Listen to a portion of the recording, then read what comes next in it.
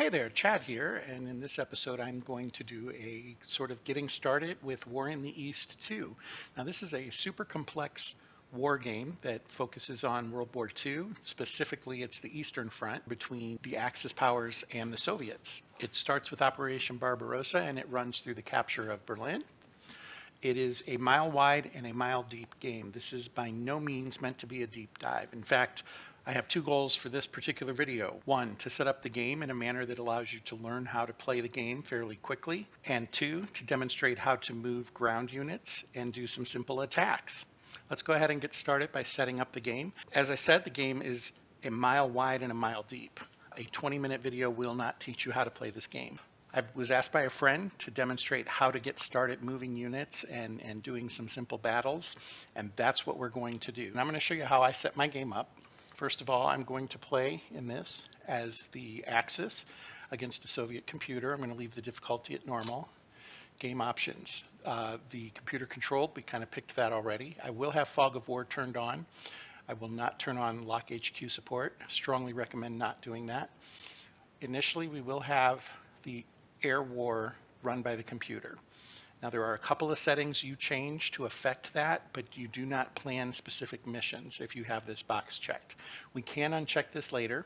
If you start with it unchecked, you can check it later. I would recommend for starting off, leave it checked. I'm going to uncheck enhanced player theater box control. Again, that's just another layer of where you can have some more control over how the game plays. And we're going to leave all the difficulty levels normal. I'm also going to show my preferences real quick. There's one in particular that I want to show, and that is this right here, hex pop-up location. When you float over a hex, you will get a pop-up that gives you information about that hex. By default, it's set to either 00 or blank, and that puts it all the way in the top corner of the map. I've moved it down and to the right just a little, just makes it a little easier on my setup to see where it is. Will not impact the game, but if you don't change this, you will see your message box up in the corner and mine won't be up in the corner. Finally, we're going to pick the scenario that we're going to play, and we're going to click here. For the purpose of this video, we're going to just jump right to the 1941 campaign, and we're going to load it. Now, it takes a few moments to do that, and then it's going to ask me for effectively a directory where I want to save this. I'm going to set this to channel Axis, so I know where I'm playing, and you can find that under the install directory, under the DAT file, and then under saves. If you need to go look for your saves manually, that's where they'll show up. Okay, we're going to take a very quick tour of the game screen. First of all, this of course is the map. Over here we have a turn summary, which gives us details of what happened in the previous turn. Up here we have admin. These tabs control the top menu bar. The bottom menu bar is static based on the current stage we're in. Admin, here's where you save a game. Here's where you exit back to the starting screen. You can view what the hotkeys look like, and there are a lot of them. Then we have our options and we have our preferences. Info screens, there's all sorts of reports that you can look at. Probably most important on this screen is what is the C report, or the commander's report. It gives you an incredible amount of information. There are tabs on this report to give you different views on that information. You've got your effectively your ground losses. That's kind of important to at least get a quick status of where things are, and there's an order of battle, of course. And then we have our map info screens. This is turning units on and off, zooming, whether or not you see enemy territory, marked on the map, things like that. That's what this is. A couple that I leave off that you may want on. One is roads. You can see the road network. When you hover over a hex, though, you'll see some of that information. This one is interesting, and let's take a look at that real quick. So let's click down here in the mini map, and that puts us on the screen, and we'll talk about this in just a moment. But again, we're covering map info. This button right here, when I click that, it shows me the dates that particular cities were taken by the Axis and when they were recaptured by the Soviets. This only appears when you're zoomed all the way in, but I think it gives you a good benchmark for how you're doing in the game. I think those are the important ones here. This bar here, when we're in the air planning phase, it tells us the various missions that we can kind of look at. This is the air doctrine screen. It also shows up on info screens, you'll notice. This is the air directive screen. We are going to let the air war be handled by the computer for now. So we don't really even need to use the air directive screen. This is where it will set up missions for us. However, the doctrine screen allows you to set parameters like what percentage of airplanes need to be available for a particular unit to try to fly a mission, what days missions can be run, things like that. And you can set it up for each of the different types of missions that are available. So that is one way that you can impact what happens in the air war. Again, we're going to skip that for now. Let's look at one other thing that comes up right away, and that is the new events. At the beginning of the turn, it will give you generally some sort of news event. It seems to happen almost every turn, and they do seem to be relatively static, and they're kind of date driven. The structure of the game is this. The first thing that happens in a turn is there's a logistics phase where it figures out all the logistics that it needs to do, and you have very little control over that. You can set things like depot locations, and you can set priority for various headquarters on how they receive supply.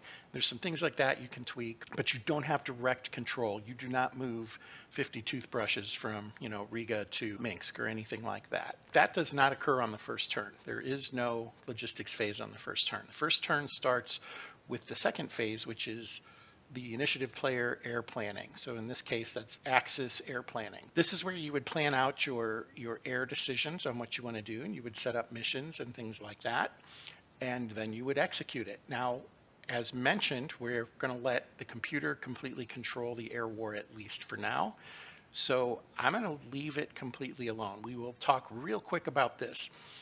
Air units are set up in a hierarchy where you have the top level in a big block like this, in this case Luftflotte 1. Then there are units under that. And if you hover here, you can see which units report directly to Luftflotte 1. Okay, and that includes 1st Flieger Corps. And then you'll notice some of those are grayed out. Those are grayed out because they do not report directly to Luftflotte 1. Now the rest of them that are in this color report to Flieger Corps. And if we highlight Flieger Corps, we can see that those other ones just lit up. So if I bounce between these, we can see that everything that is in that, I think, bluish color will light up at some point.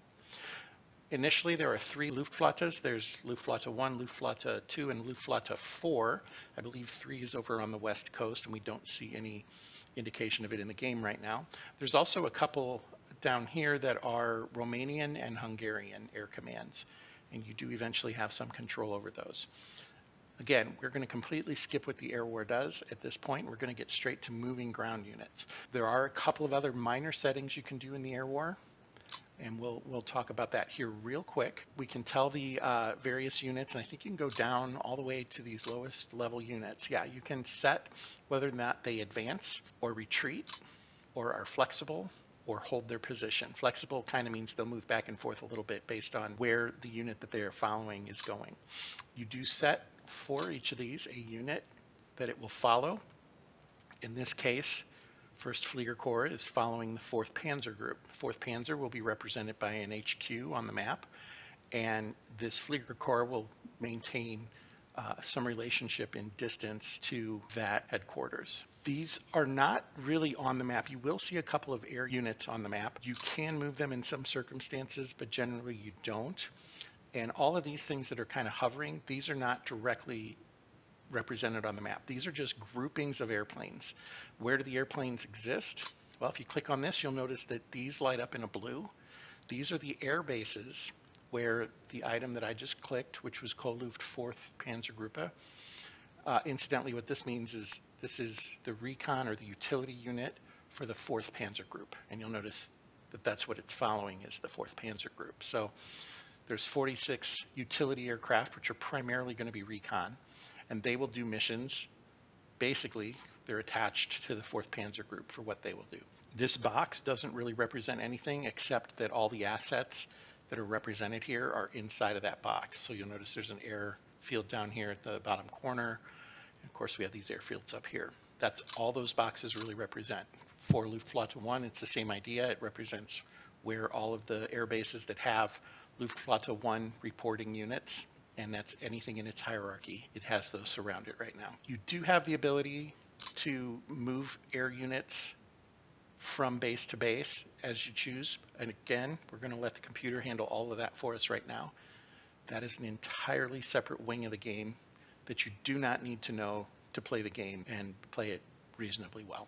The next step at this point would be to go ahead and execute directives, and so I'm going to do that. Now this on my computer takes anywhere from 90 seconds to 4 minutes, and there is a lot of information that will pop up. I will say this, it is probably a good idea to set the information to its lowest detail because it will still take a considerable amount of time.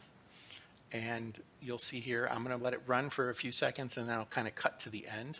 But down in the corner here, you'll see some information about what is happening. It will show sorties flying for both sides, and it will show aircraft lost. On the first turn of the war, what is happening is Germany is flying and attacking airfields, trying to destroy as many aircraft on the ground as possible. One other thing I just noticed is that hover that I talked about already. If I hover over this hex, you'll see that pop up there. This will also show us if there are units that we know in a hex. You'll notice this is the 281st Security Division. Now when we're on the move turn, we can actually click on this guy. We can click on him now. We'll get some specifics about him, but during the air planning, you typically don't want to mess with your ground units too much. You can also hover over air bases, and if they've been reconned, it will give you an idea of what's there. So this air base appears to have 61 bombers the last time it was reconned, which was this turn. That base is red, so it has some information. You'll also notice these, different color, and it basically is showing that this one is empty, and there might be a third color where we simply don't know what's there because we haven't reconned it. I'm not seeing any of those just right now. These are all saying they were reconned on turn one.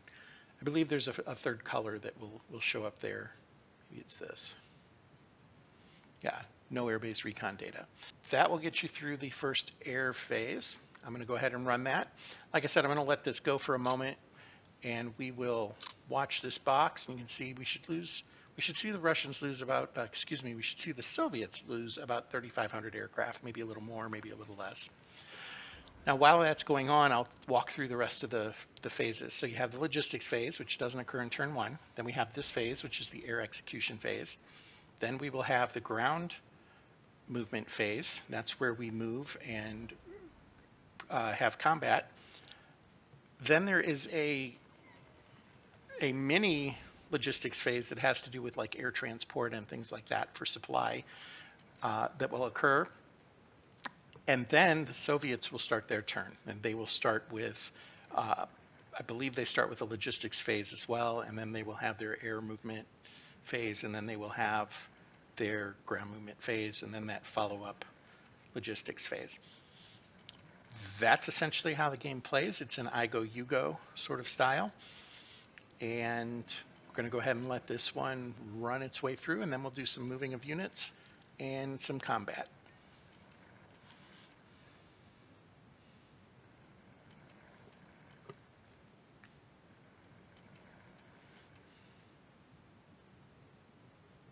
This is the conclusion and the summary of the air execution phase. It gives us some details on what occurred. Now, there were a lot of ground attacks. These were attacks on airfields generally, and we hope to have destroyed quite a few airplanes, and it looks like, in this particular attack we did. Now, one other thing I want to show you here real quick, ground support. So the ground attacks are when you say, hey, go attack this hex or anything in it, and it will go and it'll fly a mission and do that. Ground support is more about supporting units in the field. So ground support won't have any executions right now because we haven't done the movement. This basically reserves a certain amount of the aircraft to perform ground support is what's really happening with these. Assign it to individual headquarters when you do it, and again, the computer is doing that for us. But just so you understand that there will be ground support represented in the ground combat units, at least sometimes. The computer makes a calculation, determines if it needs to provide ground support, how much it's going to supply, and then of course there's a determination of how effective it was. Okay, let's move on to looking at some ground units. We're going to cover the ground war in two parts. First, I want to talk about the hierarchy in the game on how units report up to headquarters and then how that sort of looks. And then we'll actually get to moving units and doing a couple of attacks. I'm going to select this third unit from the furthest north. This is the 217th Infantry Division. Now when I select that, that's a left click to select it. gives me an information bar over here that tells me some things about the unit, but also on the map you see that a couple of units changed colors, and what this is representing is the yellow outline is a unit that's at the same level as this division. So it's effectively a sibling unit to the headquarters in question. And then the I believe this is an orange border, is the headquarters unit that this unit reports to. Now, I don't see it on here. Maybe it's there. There should be a little like orange or yellow line that is drawn to the headquarter unit from the unit that is selected. So I'm going to select one down here that maybe will make that a little more obvious. We'll select this unit. Here we go. So this line here, forgive me for the color. Again, this looks orangish, maybe green to me. I'm honestly not sure. But this line represents where the headquarters for this unit is. So this is the 106th Infantry Division. It reports to the 42nd Corps, and that unit is right here. If we click the 42nd Corps, there you have it. Now when we click on that headquarters, there's a bunch of units that get outlined in this color. And what those are all the subordinate units to this headquarter. So all of those units are subordinate. Then we also have this line, which represents where his HQ is, right? And then you'll notice this one is that yellow outline. That yellow outline represents that it's the it's subordinate. It's a peer subordinate. It's a sibling level, so they report to the same HQ.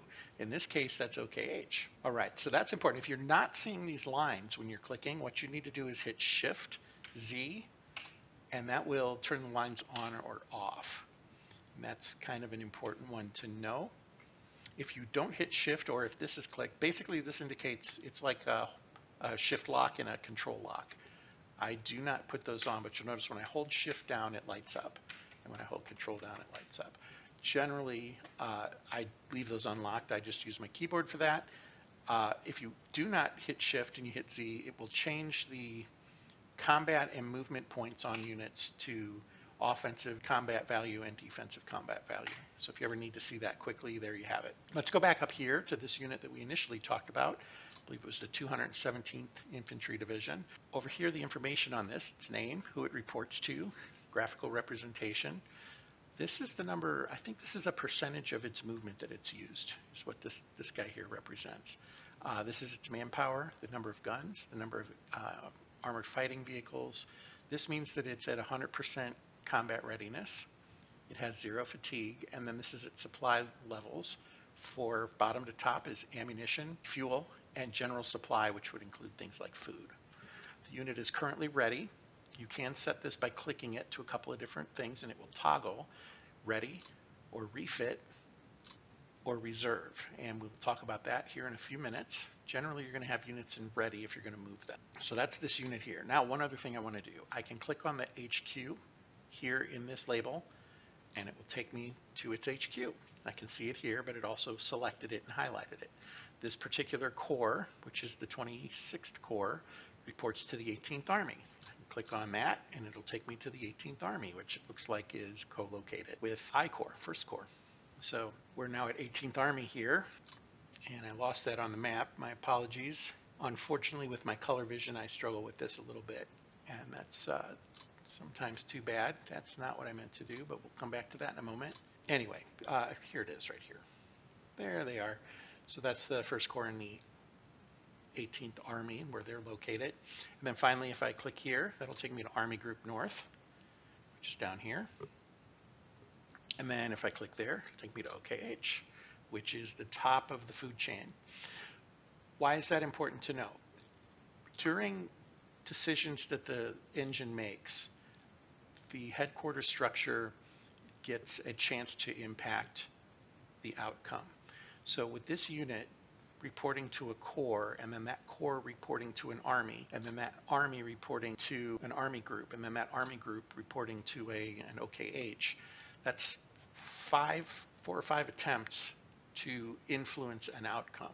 So if we select a unit that doesn't report to a corps, in this case, this very first unit here is the 291st Infantry Division, it reports to the 18th Army.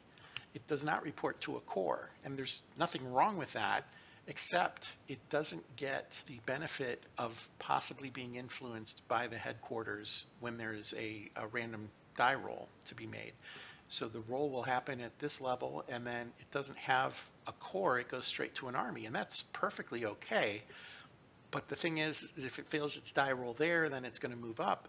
It gives you one extra shot to pass a die roll is what it really comes down to if you have these units, so that your divisions are reporting to corps, and then corps are reporting to armies, and armies are reporting to army groups, and army groups are reporting to headquarters, the overall OKH. That's really just a piece that you need to kind of understand. Headquarters also have limitations on how many units they can control. So I've selected this one, the 26th Corps here. This little indicator here tells us that he is currently supporting 4 points of units, and he can support 9 units. So each division is generally 2 points. So he's probably supporting 2 divisions, and he could support up to 2.5 more is what that is. There are some battalions and regiments that are located on the map. These are split up divisions, so that's not exactly what I'm looking for, but there are a few on here. Otherwise, those will only count as 1 point. Here's one right here. This is just off on his own. It's a brigade. He would only count as 1 command point for whomever he's reporting to. And we can look at that. He reports to Army Group Center, okay? So we can change him to report to a corps or something, and that would probably be beneficial for that unit. But for now, he reports directly to an army group. Corps and armies and army groups have ranges that they have command and control over. Generally, for your corps, it's 5 spaces. And the way we can tell that is if we click this guy, it tells us that he reports to this corps, and he's 1 space away of a possible 5 to remain in command and control. This is important to do your best to maintain, and that is because headquarter units supply additional support during combat. Specifically, they can send things like mortar brigades or armored fighting vehicles, things like this. They can push those to the front to help in combat if they are within range. If they are not in range, it cannot occur.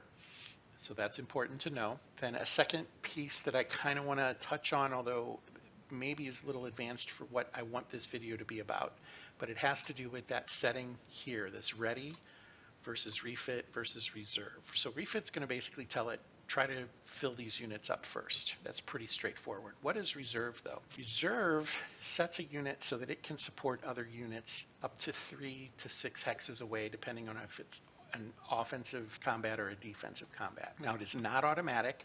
Setting a unit to reserve does not mean immediately that 1, 2, 3 hexes away I'd be able to support this unit, but it gives it the opportunity to support a unit. This is a pretty powerful unit. This is a 24 combat value infantry division. He has 16 movement points remaining.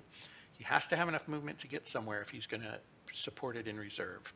And again, it's not a definite thing that it would support someone in reserve, but there's a chance in the calculation that would allow that to occur. So setting units that are behind the line to reserve can help you with your frontline combat.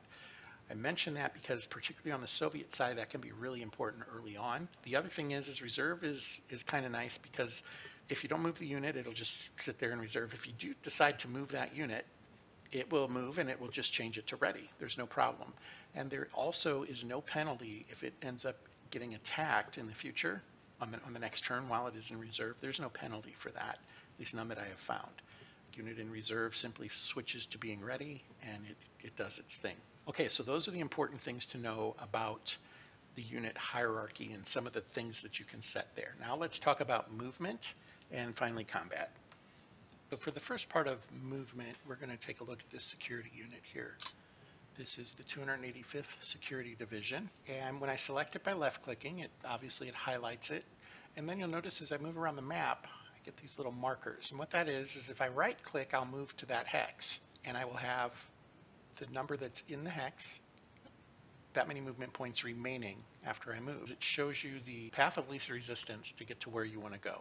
The computer will follow this path. Right now, there really aren't any awkward bends or anything like that in it, but once you start to push into enemy territory, it does take into account terrain and the effect of other units on your movement.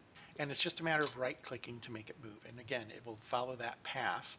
So to move, I would just right-click and that moves him over. Generally, your units, as they move, they have 1 hex of zone of influence. So as you move into enemy territory that is uncontested, you will gain control of 1 hex around where your units move. That's important for movement. One other quick thing to cover is stacking. You can have 3 units stacked in a hex. That's the maximum. That's the most you can do. One interesting thing this game allows is you can split up a division into subparts. So that's by hitting this button here, the B key. It can build up or break down units. So a division has to be on its own to do that because it's going to break it into 3 units, and those units have to be in this hex. So I can't do that with a stacked unit. When they're on the map, they will look like this. They will have their unit or their division indicator, 102nd, and this is the first subdivision of that. This will be the second, this will be the third. To join these back up, I have to put them all in the same hex, hit that button, and they will become a single unit on the map again. You do this basically to help support, territory that you want to cover. They do lose a little bit of their combat efficiency when you split them up like this. So these 3 units are 7 each.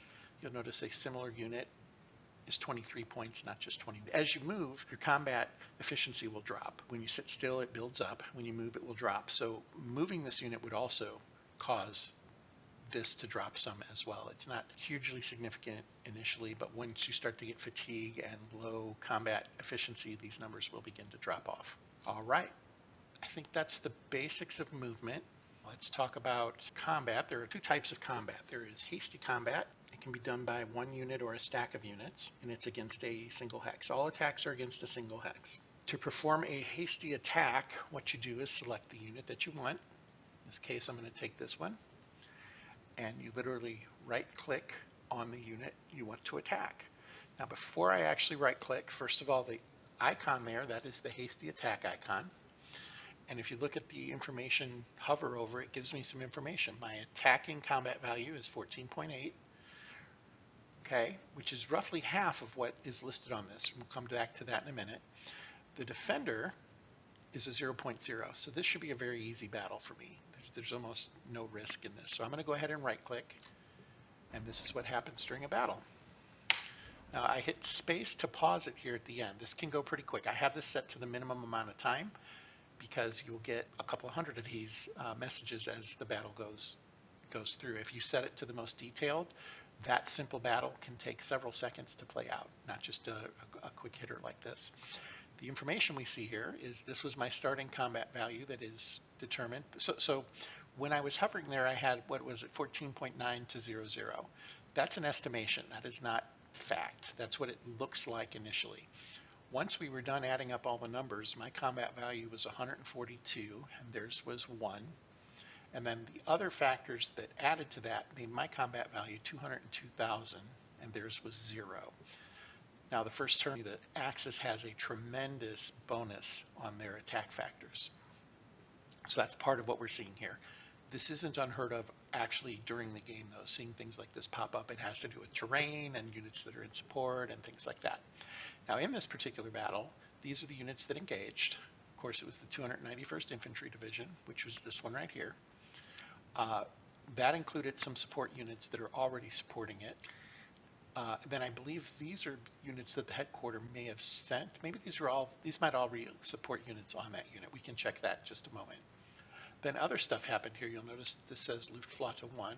So they sent some air support. Specifically, they sent 26 Ju-88s, 39 Bf-109s, 14 Bf-109E7s. There were some anti-aircraft that fired. And over on the Soviet side, they sent 9 MiG-3s. Okay? So they lost 2 of their MiG-3s. We lost 2 of ours. But we dominated everything else. In fact, we lost no other units. They lost 551 men. And a 99 to 0 is a decisive victory. That unit was destroyed. Now that was a fortification, so you would expect a fortification to be destroyed. To pause it, I had hit space. I can either hit space to continue, or I can click continue here. I'm going to hit space, and then that goes away. And as you can see, that unit is now gone. My unit used 1 movement point, it looks like, to execute that battle. And I can do the same thing here. And again, I'm hovering there. The initial odds look to be about 13.7 to 1. Once again, that's half of this value, and that's because we're doing a hasty attack. The hasty attack uses half of the combat value. I'm going to go ahead and carry this one out as well by right-clicking, and we're going to pause it as well. Okay, so you saw some maths happening there. There were some specifics of what each gun was actually doing. If you set the descriptive speed higher, you can actually spend a few moments to read each of those lines. But what it's telling you is at a range of 42, this happened. At a range of 40, this happened. At a range of 36, this happened. Probably more detail than you really want. If you do need to inspect that for whatever reason, more power to you, and you certainly have that ability. Now, in this battle, we did lose a few men, literally 60. We lost 2 guns. We lost a couple of planes. They lost 5 planes, lots of men, lots of guns. They ended up surrendering, so we will have captured some of this hardware is what that will indicate. Also, there was a rifle division, so that was a battalion that surrendered. There was also a rifle division, and it retreated, and I think we see that it moved to here. I think that's what that's indicating. In fact, when we continue, it might even show that going a little further. In this case, they had sent 8 MiG-3s. We had sent some units. We had anti-aircraft covering us. Our final odds were 9-1. So it looked like that was roughly what that number had shown. It was like 13 to 1.4, right? So roughly 9-1. So the odds came out about where they were supposed to. You'll notice that our number went down just a hair. Their number went down quite a bit. I'm going to hit continue. Yeah, that unit only retreated to there. That was not nearly as far as I would have thought. Okay. Now this 1 here, what that is that's indicating a combat delay. A unit can move into this hex without any restriction. So I can right click here and I can move, and it only costs me 1 point to get in there. To get out of this hex in this turn, it will cost 1 extra movement point, is what that's indicating. So that's it for hasty attacks. I do want to show this real quick. We didn't cover it earlier. So I have this unit still highlighted. If I right click on this unit, it gives me a more detailed card of what is in this particular unit. And specifically, it tells me the assets that it has, but also support units that are currently attached to the unit. There are 3 assigned, and these showed up in those battles. You may have noticed the bicycle division was one of them that showed up in the battle. Let's do one more attack with that unit, and we'll pause it to show one other little thing here. So I'm going to hit pause. Again, this was against a fortification, and it destroyed it. Not surprising, but here's what I want to show here. So this was the combat value offered by the infantry division. These are the numbers that were offered by the support units. So that bicycle recon added 2 points to the combat value. The motorized machine gun battalion offered 2 points. And then these other units that came in offered a couple of points as well. Okay, I took a quick break here to look something up real quick. I wanted to make sure I knew where these were coming from. And it does turn out that even though this was a hasty attack, these were supported from the headquarters. So if you look at these specific names, and I've looked them all up, but let's focus on the 131st Heavy Warfare Battalion. Where does that come from? It's not in the 291st Infantry Division, but if we click on that unit, and I had to go into an information mode there to see that, but if we click into this unit, we didn't see that 131st Warfare. It's not there. But if we go to its HQ, which is the 18th Army, we right click on 18th Army, here's that 131st Heavy Warfare Battalion. The headquarters, which is actually right here, supported this combat in this hex by providing some support units. So that is how that works. Just so there's no secrets here, the way I found that, the information on your battles, you notice that there's really nothing to see here, but if I click over here, and you can't have a unit selected when you do this, but if I click F11 and I go to this guy, it allows me to look at battles that occurred. So I just selected this one and it shows me the detail from it. So that is one way you can go back and see what has happened if you miss anything. Let's move on and talk about deliberate attacks. A deliberate attack is done with a little bit more coordination with the headquarter, and it also allows multiple hexes to attack the same hex. For the purposes of illustration, let's assume we want to make sure that we win this attack right here. I don't know what the target unit really is. It's probably either a small security battalion or something like that. It could be a fort, but I want to make sure I take this one, and I'm going to attack it from these 3 hexes. Okay, now what I would do initially, I would select a unit, and if I were going to do a hasty attack, I would roll over it. If you see there, it says my attack is going to be 0.6 to 0.